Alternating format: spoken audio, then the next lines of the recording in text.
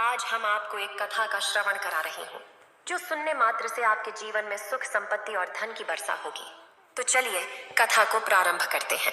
भगवान शिव देवी पार्वती से कहते हैं कि हे प्रिय, जो कर्म पिछले जन्म में किए गए हैं उनका फल अगले जन्म में भुगतना ही पड़ता है। उस पर देवी पार्वती कहती है, हे देवाधिदेव महादेव, मैं इन उलझन भरे शब्दों को समझ नहीं पा रही हूँ, कृपया इसे विस्तार से समझाइए। भगवान शिव फिर कहते हैं, हे प्रिय, इस कहानी को ध्यान से सुनो और समझो कि पिछले जन्म के कर्मों का परिणाम अगले जन्म में भुगतना ही होता है, इसलिए इस पर ध्यान दो। अगर आप यह कहानी सुन रहे हैं तो पूरा सुनिए। इस कथा को आधा अधूरा छोड़कर जाने की गलती मत करिएगा, क्योंकि इस पवित्र कथा को पूरा सुनने से मनचाहा फल की प्राप्ति होगी। इसलिए इस कथा को पूरा सुने। आप शिव भक्त हैं तो भोलेनाथ का अनादर ना करें। यह कहानी बहुत पुरानी है। समस्त क्षेत्र में एक ब्राह्मण अपने परिवार के साथ रहता था। ब्राह्मण और उसकी पत्नी सबको बहुत प्यार करते थे, बस उनके दूसरे बेटे को छोड़कर। उनकी नजरों में यह दूसरा पुत्र बेवकूफ और मूर्ख माना जाता था। उसके माता पिता और भाइयों की लापरवाही के कारण वह अक्सर दुखी रहता था। एक दिन उसने निश्चय किया अपना घर छोड़ने का, और उसने वैसा ही किया। एक सुबह वह उठा, घर छोड़कर चला गया और फिर कभी भी वापस नहीं आया। इधर उधर घूमते हुए उसने एक गांव को देखा जहां बाहर एक संत ने एक कुटिया हुई बनाई थी। जब ब्राह्मण के बेटे ने संत को देखा तो उस पर गहरा प्रभाव पड़ा। फिर वो उन संत के पास गया। उसने उन संत को अपना गुरु बनाने की इच्छा व्यक्त की। उस लड़के की इच्छा को सम्मान देते हुए संत ने उसे अपने शिष्य के रूप में स्वीकार किया। ब्राह्मण का बेटा बहुत खुश हुआ और अपने गुरु के साथ लगन के साथ अभ्यास करने लगा। जल्दी ही वह अपने गुरु से ज्ञान प्राप्त करने लगा। धीरे धीरे अपने गुरु के साथ रहकर लड़के ने ध्यान की शक्ति भी प्राप्त की। एक दिन संत ने अपनी इच्छा व्यक्त की कि वे एक तीर्थ यात्रा पर जाना चाहते हैं। उस समय संत की पत्नी गर्भवती थी, जिसको विशेष ध्यान की जरूरत थी। चेले ने सभी जिम्मेदारियां अपने ऊपर ले लीं। उसके बाद संत तीर्थ यात्रा पर निकल गए। जब समय आया, संत की पत्नी को बच्चा होने लगा। चेला कुटिया के बाहर बैठा हुआ था। उसने देखा कि एक औरत उसकी कुटिया की ओर बढ़ रही है। चेले ने उसे दरवाजे पर रोका। औरत ने कहा, मुझे रोक मत, तेरे संत की पत्नी को बच्चा होने वाला है। चेला ने पूछा, पर तुम कौन हो? औरत ने जवाब दिया, देख, बच्चा अब जन्म लेने वाला है। मुझे अंदर आने दे, चेला बोला, लेकिन पहले खुद की पहचान तो बताओ। फिर वो औरत बोली, मैं भाग्य देवी हूँ और मुझे जल्दी अंदर आना है। लड़के ने पूछा, लेकिन क्यों? तो औरत बोली, क्योंकि मुझे उस बच्चे का भविष्य लिखना है। तो बताओ तुम क्या लिखने वाली हो? मैं बच्चे का भविष्य नहीं बता सकती, क्योंकि जब तक भविष्य लिखा नहीं जाता मुझे उसके बारे में कुछ नहीं पता होता। लड़के ने कहा, ठीक है, तुम अंदर जा सकती हो, लेकिन एक शर्त है, तुम मुझे इस बच्चे भविष्य बताओगी, तभी तुम अंदर जा सकती हो। भाग्य देवी ने आश्वासन दिया और अंदर गई और बच्चे ने जन्म लिया। फिर बाहर आकर उन्होंने बताया कि संत की पत्नी ने एक बेटे को जन्म दिया है और इस बच्चे की जिंदगी बहुत संघर्ष भरी होगी। उसके भविष्य में एक गधा और एक झोला चावल का लिखा गया है। भविष्य देवी ने फिर कहा, इसके बारे में किसी को मत बताना, वरना जैसे ही तू इसे किसी को बताएगा तेरे सर के टुकड़े टुकड़े हो जाएंगे। यह कहकर भाग्य देवी वहां से चली गई। फिर संत भी वापस आ गया था। सब कुछ पहले जैसे ही चलता रहा। चेले का ज्ञान भी बढ़ गया। संत को फिर तीर्थ यात्रा पर जाने की इच्छा हुई। इस बार उसकी पत्नी फिर से गर्भवती थी। जब बच्चे का जन्म हुआ, फिर से भाग्य देवी वहां प्रकट हुई और अंदर गई, और वापस आकर उसने संत के चेले को बताया कि इस बार एक बेटी पैदा हुई है और इस लड़की के भविष्य में वेश्यावृत्ति लिखी है। सिर्फ शरीर बेचकर ही उसका जीवन बीतेगा। देवी ने फिर से उसे आगाह किया कि अगर उसने इस जानकारी को किसी को बताया तो उसके सिर के टुकड़े टुकड़े हो जाएंगे। शिष्य ने सोचा कि इतने अच्छे संत की संतान होने पर भी इन बच्चों का भविष्य कैसा है। उसने सोचा कि ये सब उसके पिछले जन्म के कर्म होंगे जो उसे अब भुगतने होंगे। समय तेजी से गुजरा। ब्राह्मण के बेटे की शिक्षा समाप्त हो गई और वह भी भ्रमण के लिए निकल गया। साल बीत गए। इस बीच वो संत और उसकी पत्नी दोनों स्वर्ग सिधार गए। ब्राह्मण का बेटा एक दिन एक नगर में पहुंचा। उसने एक युवा लड़का देखा जो गधे पर बोझ लेकर मजदूर के रूप में काम कर रहा था। उसने उसे पहचान लिया और उस युवा लड़के के पास जाकर अपने संत गुरु के नाम का जिक्र किया और पूछा कि क्या वह उसके बेटे हैं। युवा लड़के ने कहा, हाँ। फिर ब्राह्मण के बेटे ने खुद के बारे में बताया। और फिर युवा लड़का उसे अपने घर ले गया। युवा लड़के ने अपनी कठिनाइयों को ब्राह्मण के बेटे को बताया। ब्राह्मण का बेटा, जो अब एक तपस्वी बन चुका था, उसने कहा, क्योंकि तुम मेरे गुरु के ही बेटे हो, मैं तुम्हारी जरूर मदद करूंगा, लेकिन मैं जो तुम्हें कहूंगा वही करना होगा। युवा लड़का राजी हो गया। इस बीच युवा लड़के की पत्नी ने ब्राह्मण को पानी दिया। ब्राह्मण ने कहा, कल सुबह अपना गधा बेचकर एक बोरी चावल और कुछ और सामग्री खरीद लेना। सुबह और शाम के लिए अपने परिवार के लिए चावल रखो, और जब सभी चावल और खीर तैयार हो जाएं, तो गरीब ब्राह्मणों को बुलाओ और उन्हें खिलाओ। लेकिन याद रखना कि चावल का पूरा झोला खाली हो, एक भी दाने को ना छोड़ना। वो जवान आदमी उलझन में था। एक दिन का तो ठीक है, लेकिन अगले दिन का क्या करेगा? ब्राह्मण ने कहा, इस चिंता को छोड़ो, मेरे कहे मुताबिक करो, सब ठीक हो जाएगा। जवान आदमी ने अपनी पत्नी से सलाह मशवरा किया। उसने कहा, वह तुम्हारे पिताजी के शिष्य हैं, इस पर भरोसा करने में कोई नुकसान नहीं है। उनकी कही बातों का पालन करो और देखो क्या होता है। अगले सुबह जवान आदमी ने वही किया जो ब्राह्मण ने उसे करने को कहा था। शाम को उसने लगभग 50 गरीब ब्राह्मणों को चावल और खीर खिलाया और ब्राह्मण से आशीर्वाद प्राप्त किया। अब घर में न तो चावल थे न गधा, जिसके सहारे उस जवान आदमी की जिंदगी किसी तरह चल रही थी। इस चिंता में उसे नींद भी नहीं आ रही थी। फिर वह उस ब्राह्मण के पास गया और ब्राह्मण से कहा, जैसे आपने कहा मैंने वैसा ही किया। कल क्या होगा? मेरी बीवी और बच्चे भूखे रह जाएंगे। ब्राह्मण ने कहा, भगवान पर भरोसा रखो और सो जाओ, लेकिन उसके लिए तो नींद कहाँ थी। सुबह होने से पहले ही वह उठा और वह सीधा गधे को बांधने वाले जगह की तरफ चला। फिर वो रास्ते में रुका, ये सोचकर कि कल उसने गधा तो बेच दिया था, तो अब वहां कौन होगा। लेकिन जब वो वापस लौटने लगा, उसे महसूस हुआ कि कोई वहां है, क्योंकि अंधेरा हो रहा था और कुछ भी साफ दिखाई नहीं दे रहा था। फिर वह जल्दी घर आया, चेहरा धोया और एक मोमबत्ती लेकर वहां वापस गया, ये देखने के लिए कि वहां क्या है। जैसे ही वह वहां पहुंचा, उसने देखा कि गधा खूंटे पर बंधा हुआ था और उसके बगल में एक बोरी चावल की थी। उसकी खुशी का कोई ठिकाना नहीं था। वह तुरंत ब्राह्मण के पास गया और उसे बताया।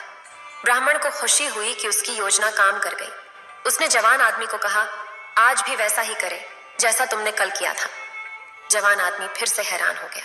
ब्राह्मण ने कहा कि मेरा कहाँ मानने में कोई परेशानी है क्या? जवान आदमी ने वैसा ही किया और हर रोज गरीब ब्राह्मणों को खाना खिलाया। ब्राह्मण ने देखा कि सब कुछ उसकी मर्जी के मुताबिक हो रहा है। गरीब ब्राह्मणों को भोजन प्रदान करके यह जवान आदमी न केवल अपने पूर्व कर्मों के फल को प्राप्त किया, बल्कि अपने अगले जन्म के लिए पुण्य भी जमा कर रहा है। अब उसकी जिंदगी काफी स्थिर हो गई है। ब्राह्मण सोचा, अब मेरा वक्त है चले जाने का। उसने जवान आदमी को अपने जाने के बारे में बताया और उसकी बहन के बारे में पूछा। पहले तो वह हिचकिचा और फिर उसने सब बता दिया, अपनी बहन के बारे में और उसके शहर का नाम बताया, जहां वह अपनी पेशेवर रूप से रोजी कमाती है, जो वह खुलकर नहीं बताना चाहता था। ब्राह्मण ने कहा कि शायद अब तुम्हारी बहन की जिंदगी भी सुधर जाएगी। ब्राह्मण ने सम्मति दी, कहते हुए, ठीक है, मुझे चले जाना चाहिए, लेकिन याद रखो, अगर तुम मेरी सलाहों के मुताबिक जिंदगी जियोगे तो कोई मुश्किल नहीं होगी तुम्हें। जवान आदमी और उसकी पत्नी ने ब्राह्मण को धन्यवाद करके विदा किया। अब ब्राह्मण उसी शहर की ओर बढ़ा जहां उसके गुरु की बेटी श्रापित जीवन जीने को मजबूर थी।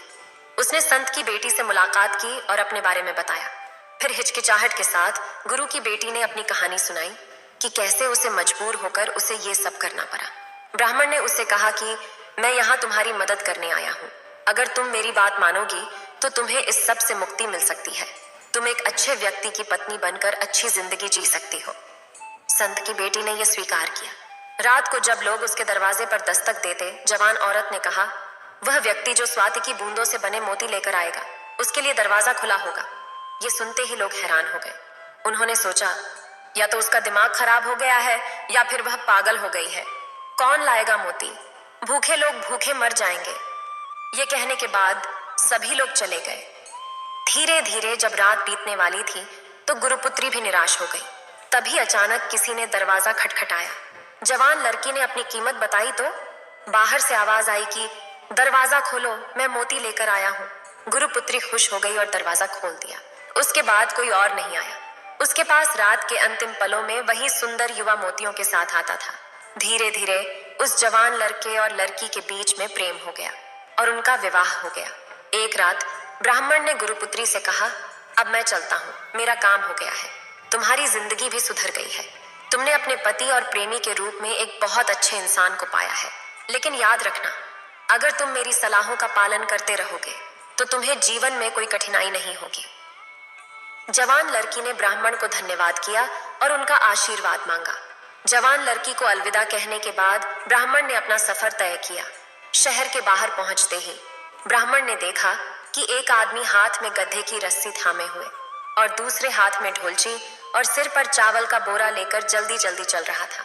ब्राह्मण ने उसे रोका और पूछा, भाई तू कौन है और ये सब चीजें कहाँ ले जा रहा है? आदमी ने ब्राह्मण को पहचान लिया और कहा, देख, मैं भाग्य हूँ। देखो तुमने मुझे किस हालत में डाल दिया है। मैं हर रात तुम्हारे गुरु संत के बेटे के लिए एक चावल का बोरा और गधा लेकर आता हूँ। स्नान करके मैं रात के अंतिम पलों तक संत की बेटी के पास ये मोतियों से सजी ढोलची लेकर पहुंचता हूँ। ब्राह्मण ने कहा, तो इसमें मेरी क्या गलती है?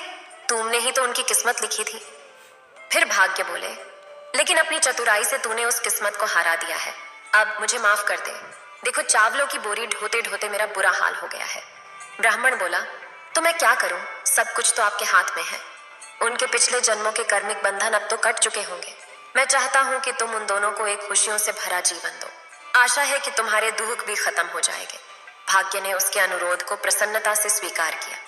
उसके बाद संत की बेटी और संत के बेटे का जीवन अच्छा हो गया। ये कुछ समय पहले की बात है। रत्नगढ़ राज्य में वामदेव नाम का राजा राज करता था, जो बहुत दयालु और कुशल राजा था। उनकी राजधानी में कई छोटे राज्य थे। उनमें से एक राज्य था जिसका नाम कृष्णपुर था, जहां न्याय अधिकारी नीलकंठ अपने न्याय के लिए प्रसिद्ध थे। पूरे राज्य में कहा जाता था कि आज से पहले कभी भी ऐसा न्यायाधीश नहीं हुआ था। वे तुरंत न्याय करते थे और उनका न्याय बिल्कुल सही होता था और कोई भी अपराधी उनकी नजरों से बच नहीं सकता था। उनकी प्रतिभा दूर दूर तक मशहूर थी। एक दिन राजा वामदेव ने खुद इस न्याय अधिकारी के न्याय को परखने का विचार किया। राजा ने अपने वस्त्र बदले और एक आम आदमी की तरह घोड़े पर सवार होकर कृष्णपुर राज्य में पहुंच गया। राजा राज्य में घूम रहा था। शहर के मुख्य द्वार पर वह एक आदमी से मिला जो बहुत गरीब था और भिखारी लग रहा था। राजा को उस पर दया आई और उसे थोड़े से पैसे दिए। आदमी ने राजा से भीख मांगते हुए कहा, मैं चल नहीं सकता, कृपया मुझे अगले चौराहे तक छोड़ दो। राजा ने फिर उस आदमी को अपने घोड़े पर बिठा लिया और चौराहा तक पहुंचते ही राजा ने आदमी से कहा कि अब वह उतर जाए। इस पर आदमी ने जवाब दिया, तुम उतरो, ये घोड़ा मेरा है। जल्द ही वहां भीड़ जमा हो गई। लोगों ने पूछा कि घोड़ा किसका है। उन्होंने तय किया कि अंतिम निर्णय न्याय अधिकारी ही देंगे। राजा और भिखारी को न्याय अधिकारी के सामने पेश किया जाता है। न्यायालय तब भीड़ से भरा हुआ होता है और न्याय अधिकारी लोगों को एक एक करके बुला रहे होता है। न्याय अधिकारी ने पहले लेखक और एक किसान को बुलाया। एक औरत भी उनके साथ थी। दोनों लेखक और किसान कह रहे थे कि वह औरत उनकी बीवी है। न्यायाधीश ने दोनों तरफों से आरोप सुना और बोले, आज के लिए यह औरत यहाँ छोड़ो और कल आना। उसके बाद न्यायाधीश के सामने एक कसाई और एक तेली को लाया गया। तेली वह आदमी था जो तेल का व्यापार करता था। कसाई के कपड़ों पर खून के निशान थे और तेली के हाथ तेल से चिपक रहे थे। कसाई के हाथ में एक पैसों की थैली थी। दोनों ही उस थैली को अपना बता रहे थे। न्यायाधीश ने एक पल के लिए सोचा और कहा, इस बैग को यहाँ छोड़ो और कल दोनों आओ। अंत में न्यायाधीश ने राजा और भिखारी के आरोप सुने और बोले कि तुम भी कल ही आना। अगले दिन अदालत में एक बड़ी भीड़ इकट्ठा हुई थी न्यायाधीश के फैसले सुनने के लिए। पहले लेखक और किसान का नंबर आया। न्यायाधीश ने लेखक से कहा, यह औरत तुम्हारी पत्नी है, तुम इसे अपने साथ ले जाओ। साथ ही उन्होंने किसान को भी 50 सिक्के का जुर्माना देने का हुक्म दिया। उसके बाद कसाई और तेली की बारी आई। कसाई को बुलाकर न्यायाधीश ने कहा, यह पैसों की थैली तुम्हारी है। इसके साथ तेली को 50 सिक्के चुकाने का हुक्म दिया। अंत में न्यायाधीश ने राजा और भिखारी को बुलाया और पूछा, क्या तुम इन 20 घोड़ों में अपना घोड़ा पहचान सकते हो? उसने राजा और भिखारी दोनों से पूछा और दोनों ने जवाब दिया, हाँ, मैं पहचान सकता हूँ। एक एक करके दोनों को तबेले में ले गए। दोनों ने सही तरह से घोड़ा पहचाना। थोड़ी देर सोचने के बाद न्यायाधीश ने राजा को बुलाया और कहा, यह घोड़ा तुम्हारा है, तुम इसे ले जाओ। उसी समय उसने भिखारी को कड़ी सजा दी और उसे राज्य से बाहर निकालने को कहा। उस सब के बाद जब वे घर की तरफ जा रहे थे तो राजा ने न्यायाधीश का पीछा किया। इस पर न्यायाधीश ने पूछा, क्या तुम मेरे न्याय से खुश नहीं हो? राजा ने जवाब दिया, मैं पूरी तरह से इस फैसले से खुश हूं, लेकिन मुझे यह जानना है कि तुमने ये फैसले कैसे किए। मुस्कुराते हुए न्यायाधीश ने कहा, यह काम काफी आसान था। सुबह मैंने उस औरत से कहा कि दवात में स्याही भरो। उसने वह काम बहुत ही अच्छे से किया और मुझे समझ आया कि वह लेखक की ही पत्नी होगी। अब पैसे की बात आती है तो मैंने पैसे एक पानी में रख दिए थे सोते वक्त। सुबह मैंने देखा कि पानी में कोई तेल नहीं था। मैंने सोचा अगर यह पैसा तेली का होता तो पानी पर थोड़ा तेल जरूर होता। इससे मुझे समझने में मदद मिली कि सिक्के तेली के नहीं बल्कि कसाई के थे।